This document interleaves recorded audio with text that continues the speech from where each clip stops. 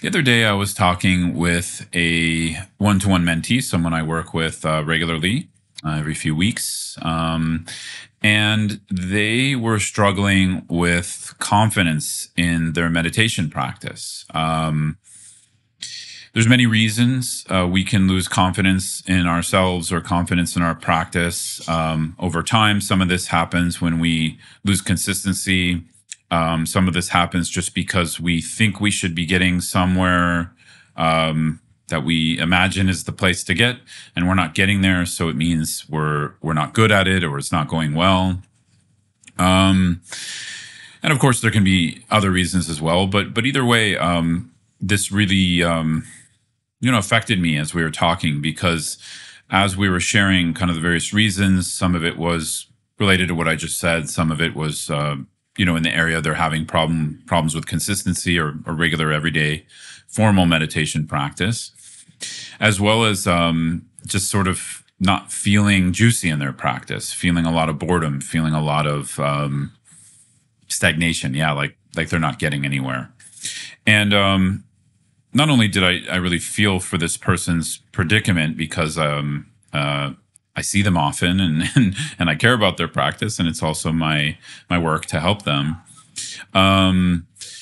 Not only that, but there was something that really resonated for me in my own personal practice, because I've been able to work with a formal and informal meditation practice for the past almost 25 years now. And for me, I've gone through so many ups and downs. I've gone through so many different phases of practice, so many different, I don't know how to put it, just sort of, parts of a relationship with something. Sometimes I'm in love with it. Sometimes I would rather do anything else than meditate. And I remember distinctly about, I don't know, 5 or 6 years ago, I was in one of those phases and getting frustrated with my practice, that, I wasn't getting the experiences I wanted, or developing in the way I wanted to develop.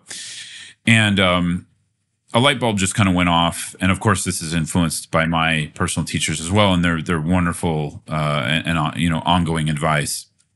But the light bulb went off for whatever reason. That, why am I making this about an experience? Meaning, why am I getting so focused on how I should feel in that given meditation practice?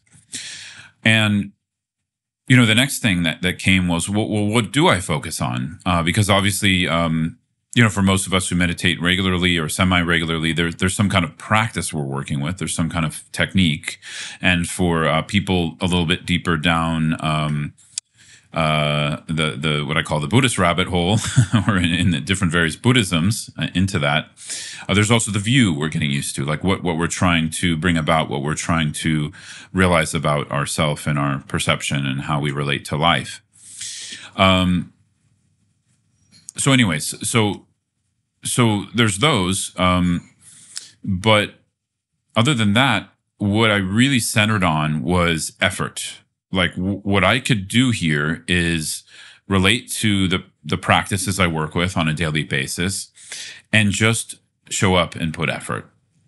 And this is something I've been trying to do for a long time, is sort of focus in that way, but it never really clicked until I just really got exhausted with constantly seeking another kind of experience than what I'm actually feeling, than what I'm actually experiencing. And like I said, it was a little bit of a light bulb of, why don't I just sit down and put in effort and do that in a sustainable way? Meaning, like, if I'm going to meditate for 45 minutes or an hour, it doesn't mean I have to put an hour of very intense effort. It means I can put pockets of effort throughout that hour. And if I'm feeling like it's getting tight, tense, or I'm over efforting, just relax for a minute. I don't have to get up. I stay on my meditation seat, but just relax for 30 seconds or a minute. And this really changed my practice a lot, because it goes back to, obviously it's one of the Eightfold Path, right effort, but it also goes back to one of the 6 paramitas we practice in Buddhism, which is joyous perseverance. Now, when you actually study the paramita according to, a Buddhist saint or scholar like Shantideva, it breaks down into other factors we need to keep our perseverance and we need to keep our joy in practice, right? And one of these factors is rest. One of these factors is actually knowing how to rest or knowing when to rest, right? Knowing when to take a break. So for some meditators, they're very advanced and maybe they can go, 3-4 hours in a meditation session and then actually take a break, get off their cushion, and then come back and it's fine. I'm not there. I'm guessing if you're watching or listening to this, you're probably not there either. If you are, congratulations. So for most of us, we're doing a shorter session, 1 to 2 hours, or even 30 minutes is fine. And we might need little shorter breaks within that longer session. Again, like I said, doesn't mean you have to get up and get a coffee. It just means we're sitting and we just kind of relax a little bit. So for me, finding more confidence in my practice has been related to finding the right amount of effort in a session and really emphasizing that, not emphasizing the results or the experience or what I should be feeling, right?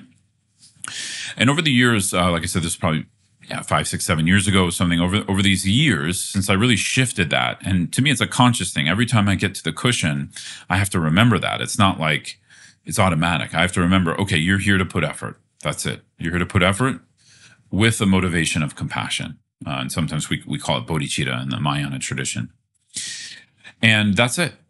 And anything that happens is part of that process. So if I'm in a certain mood or I'm dwelling on something that just happened in a conversation or, in an interaction with someone or just a past experience, that becomes part of my practice. Not in the sense like it takes me away from practice. It just gets included, right? And so the effort is in watching the mind or looking at the mind or learning about that particular emotion or mood or learning how to approach that mood or emotion with more compassion, more wisdom.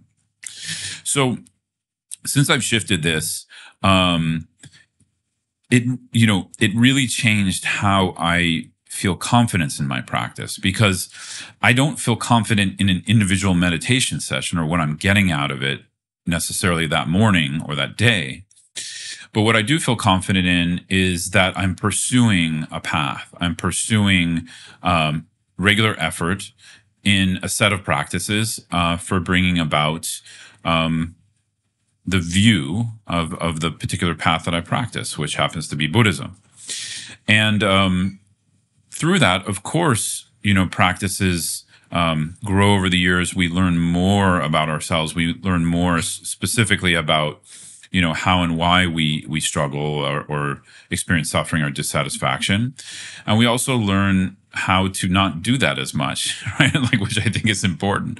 We learn, if you're putting your hand in a fire, maybe don't do that as much, right? Like those kinds of things. And often, of course, we're doing that through our behaviors and actions and relationships, but also we're doing that through the way we poise ourselves or the way we stand or sit in relation to a given moment or given experience, right? What I mean by this is sort of like meditation is a very internal process.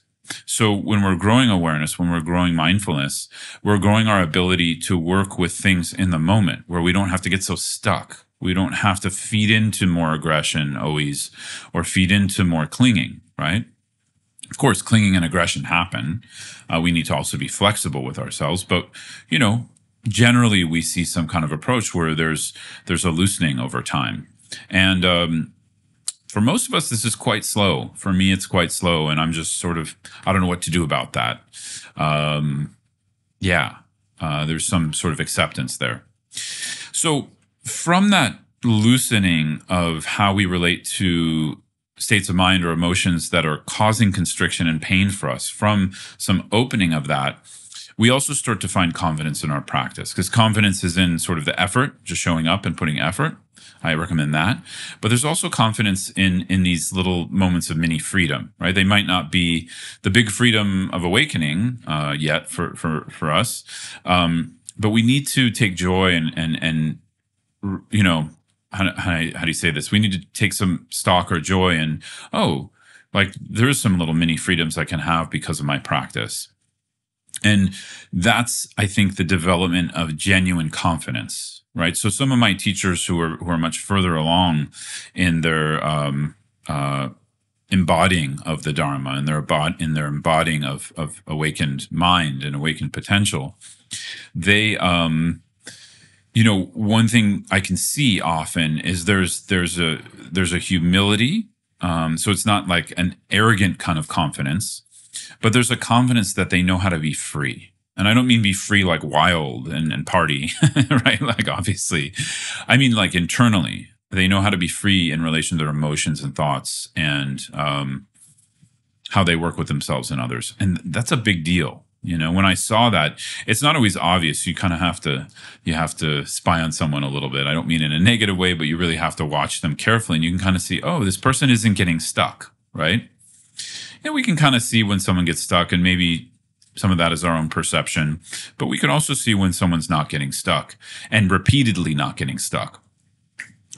And from what some of my teachers have shared, this is what genuine confidence starts to look like, right? So it's not like we become this big, spiritual person. That's an ego trip. It's that we internally know how to be free. So to recap real quick. So the first confidence we want to look for is really just putting effort in, not worrying so much about like what we experience or if we think it went well or it went bad. Just dedicate a certain amount of time to your practice each day, both formal and informal. Informal just means throughout the day in small moments. Formal means, in your laboratory, quiet in your room or whatever, for however much time you can dedicate. And we grow confidence in the consistent effort we're putting in, right?